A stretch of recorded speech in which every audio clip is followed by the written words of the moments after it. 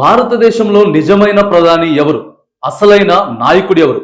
విదేశీ యాత్రలు చేసేవారా లేక ప్రజల సమస్యలు బాగోగులు తెలుసుకునేవారా? ముచ్చటగా మూడవసారి దేశ ప్రధానిగా బాధ్యతలు స్వీకరించిన నరేంద్ర మోడీ పార్లమెంట్ సమావేశాలు ముగియగానే ప్రధాని మోదీ విదేశీ పర్యటనకు వెళ్లిపోయారు. ప్రతిపక్ష నేత రాహుల్ గాంధీ మాత్రం వరదల కారణంగా అతలాకుతలమైన అస్సాం రాష్ట్రంలో పర్యటించి బాధితులకు అండగా నిలుస్తున్నారు.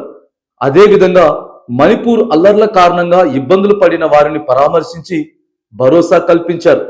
ఈ ఇద్దరు వ్యక్తుల చర్యల కారణంగా దేశ ప్రజలు అసలు భారతదేశానికి రాహుల్ గాంధీ లాంటి నేత కావాలా, విదేశీ పర్యటనలు చేసే మోడీ మనకు అవసరమా అంటూ చర్చించుకుంటున్నారు. సమస్యలు వచ్చినప్పుడు ప్రజలకు అండగా నిలవాల్సిన ప్రధాని విదేశీ పర్యటనకు వెళ్లడం ఏంటని దేశ ప్రజలు ప్రశ్నిస్తున్నారు.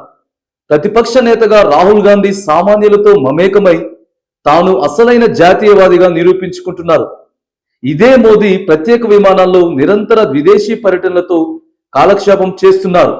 అధికార బీజేపీ తనను ఎంత కించపరుస్తున్నా ప్రజల కోసమే నిరంతరం శ్రమిస్తూ నిజమైన నాయకుడిగా తన కీర్తి ప్రతిష్టలు పెంచుకుంటూ ప్రజల మెప్పును పొందుతున్నారు ప్రతిపక్ష నేత రాహుల్ గాంధీ.